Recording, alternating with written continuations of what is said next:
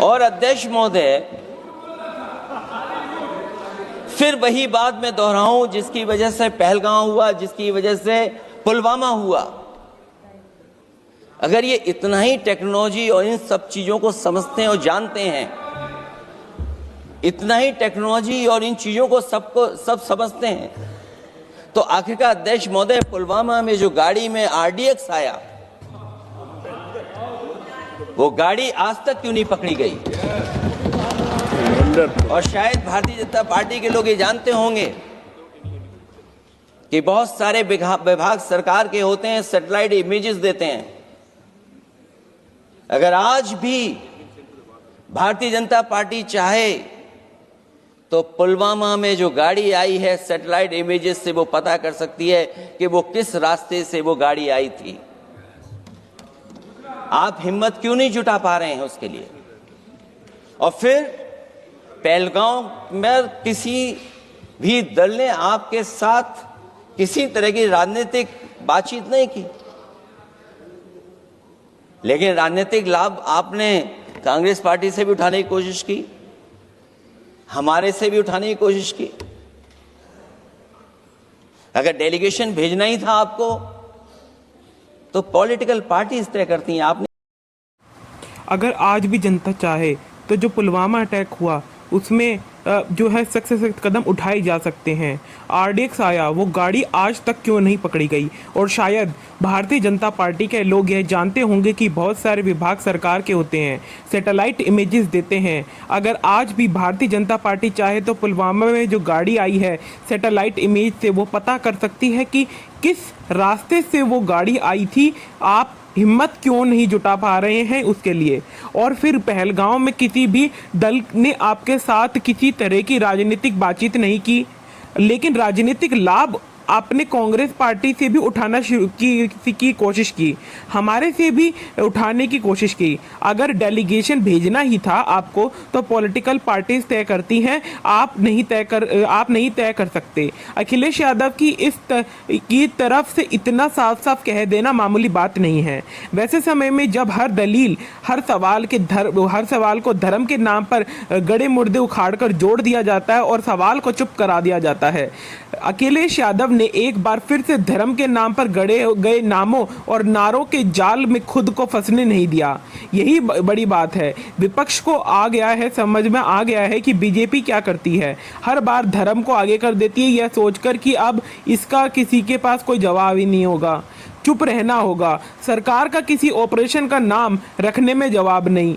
Operation सिंदूर के बाद operation Mahadev, वह नाम भी ऐसा सोचकर रखते हैं कि कोई सवाल उठाए तो धर्म के विरोध में नजर आने लगे या उसके लिए बताना आसान हो जाए।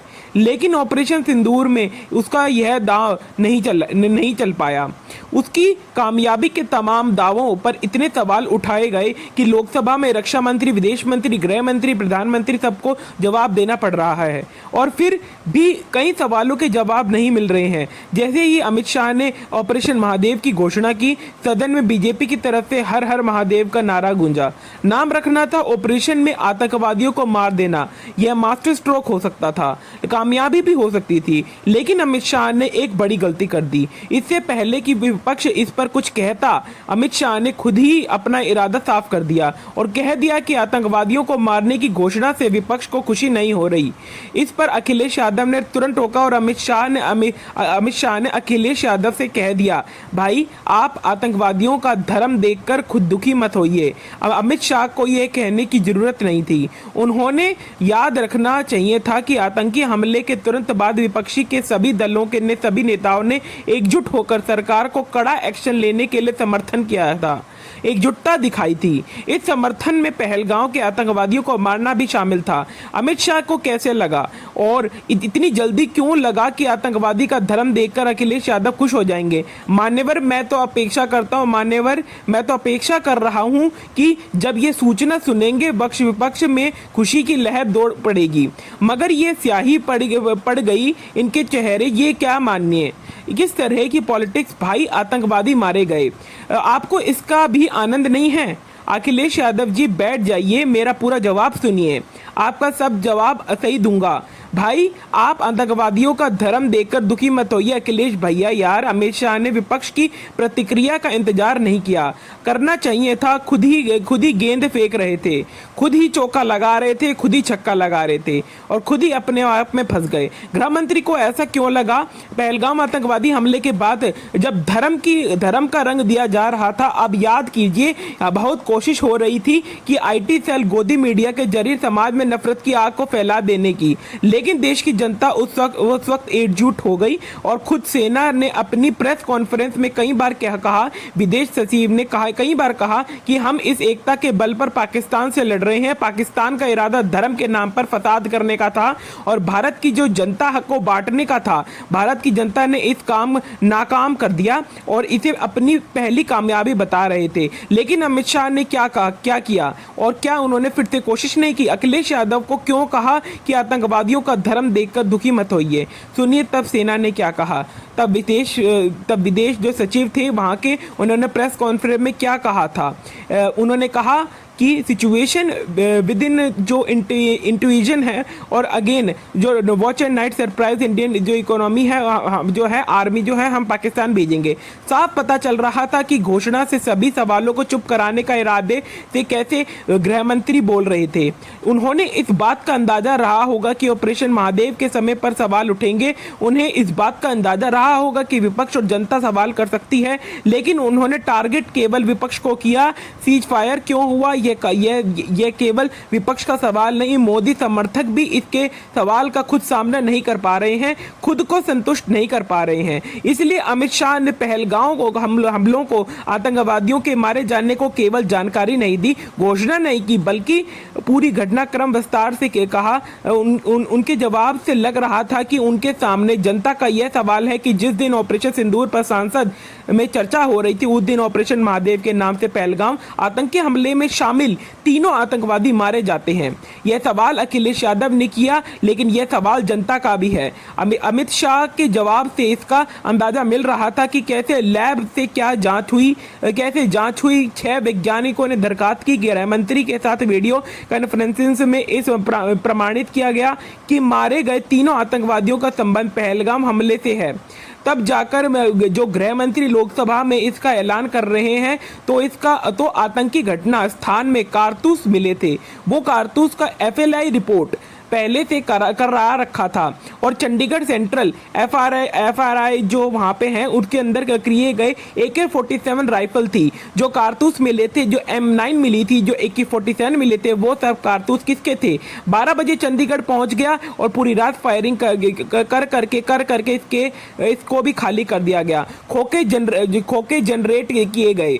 दो खोखे का मिलान किया गया राइफल की नली जो होती है और निकले हुए जो खुरादे का मिलान हो गया। तब यह तय हुआ कि इन्हें 3 राइफलों से हमारे निर्दोष नागरिक मारे गए हैं। मान्यवर, आज मैं सदन को बताता मैं बहुत खुश हूं कि 98 दिनों से विपक्ष यही तो पूछ रहा है कि पहलगाम हमले में शामिल आतंकवादी कहां है। सरकार ने इन 98 दिनों में एक भी सवाल का जवाब नहीं दिया, एक भी प्रेस कॉन्फ्रेंस नहीं की। और पहलगाम आतंकी हमले को लेकर क्या विपक्ष का पूछना गलत था? याद दिलाना गलत था? बार बार याद दिलाना गलत था कि पहलगाम के आतंकवादी कहाँ है? कोई भी विपक्ष में होता, बीजेपी भी होती तो यही करती जो इंडिया गठबंधन कर रहा है। अखिलेश यादव ने कहा कि ऑपरेशन सिंदूर का होना ही सरकार को बड़ी विफलता है। पहलगाम के बेसारण में सुरक्षा में चूक कैसे हो गई, इस पर गृह मंत्री ने कुछ भी नहीं किया, रक्षा मंत्री ने कुछ भी नहीं किया। इस सवाल का जवाब भी नहीं दिया कि जम्मू कश्मीर में सुरक्षा इतनी सघन क्यों है और आतंकवाद को काबू कर लेने में का जो दावा किया जाता है, फिर भी इतना बड़ा आतंकी हमला कैसे हो गया। और 83 दिन बाद जम्मू कश्मीर के उपराज्य मनोज सिन्हा ने ली और 99 दिनों बाद जब गृह मंत्री ने जिम्मेदारी ली, उनका यह बयान सुनिए। साफ हो जाता है कि वे जिम्मेदारी लेने की खाना पूर्ति कर रहे हैं, वो भी तब जब विपक्ष ने हमले के बाद पहले दिन से लेकर दबाव बनाया है। सवाल पूछा है कि मामले में सरकार अपनी जिम्मेदारी क्यों नहीं मान रही है। आपको क्या लगता है, अगर विपक्ष लगातार इस सवाल को लेकर दबाव नहीं बनाता तो क्या अमित शाह जवाब देते? और आप उनका ये जवाब सुन पाते, और 99 दिनों बाद भी विपक्ष ये जवाब दे रहा है। इसलिए विपक्ष का जो होना है वो केंद्रीय जो सरकार है, हमारे मेंबर ऑफ पार्लियामेंट, उसमें बहुत आवश्यक है। भाई जिम्मेदारी हमारी है कि हम सरकार में हैं, हमारी ही जिम्मेदारी है। मगर मैं पूछता हूं कि जब आप सरकार में थे तब क्या क्या हुआ था और उसकी जिम्मेदारी किसकी थी, और इस निर्वाहन नहीं किया तो मैं पूछूंगा जरा धीरज से सुनना कि 99 दिनों तक अमित शाह ने कोई प्रेस कॉन्फ्रेंस नहीं की, जबकि पहलगाम हमले के बाद सबसे पहले जम्मू कश्मीर पहुंचने वाले वही थे, और उन्होंने जहां कहा क्या देखा, कभी किसी सवाल का जवाब नहीं दिया, प्रेस कॉन्फ्रेंस तक नहीं की। जब सवालों के जवाब नहीं मिले तो विपक्ष क्या करेगा? अगर विपक्ष उस दिन चुप हो जाता तो क्या विपक्ष की तारीफ करते, बधाई देते कि विपक्ष चुप है, अच्छा कर रहा है, सवाल एक भी नहीं पूछ सरकार से, और विपक्ष ने रोज यही सवाल पूछ कर इनका जीना हराम कर दिया है सरकार का। अमित शाह ने कहा कि पाकिस्तान के पास शरण में आने के अलावा कोई चारा नहीं था। इस पर प्रियंका गांधी ने पूछ दिया, यह तो बताइए आपने शरण क्यों दी? और गृह मंत्री जी ने इस बात पर उल्लेख किया, उनके जो शब्द हैं, उन्होंने कहा कि पाकिस्तान के पास शरण में आने के बजाय कोई चारा ही नहीं था, अपने शरण क्यों दिया? वो आते हैं आपके देश के अंदर, लोगों को मार डालते हैं और आप उनको शरण में दे रहे हैं, क्यों दिया शरण में? इसका जवाब क्यों नहीं दिया? एक ही भाषण में तंग कसते हुए जो है कांग्रेस ने साफ तौर पर आके उनको तंग कस दिया। और यह जंग रुका क्यों रुका? हमारी पूरी जो सेना है, पूरी वायुसेना है, पूरी नौसेना, पूरी अक्षु सेना, पूरी प्रत्येक जंग के लिए तैयार है। पाकिस्तान के पास शरण में आने के अलावा कोई चारा ही नहीं था, तो जरूरत क्या थी उनको शरण देने की?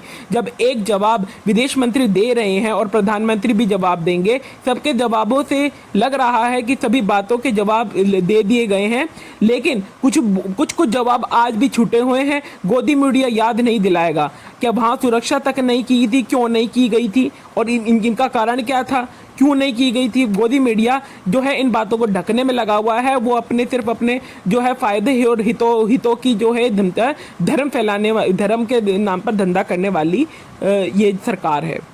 और ये देशवासियों को अपने परिवार के सदस्यों के सामने खुलेआम मारा गया, तो यह हमला कैसे हुआ, क्यों हुआ? जवाबदेही कहीं नजर नहीं आई, सरकार इससे बचती रही। इसलिए पहलगाम हमले और ऑपरेशन सिंदूर पर सांसद का विशेष सूत्र, सांसदों के जो तीखे स्वर सुनकर वो सारे बुखलाए हुए। विपक्ष के 16 दलों ने क्यों मांग की थी और इसलिए सांसद के विशेष सत्र की मांग की गई थी। उसकी कामयाबी के लिए, ऑपरेशन सिंदूर की कामयाबी के लिए जो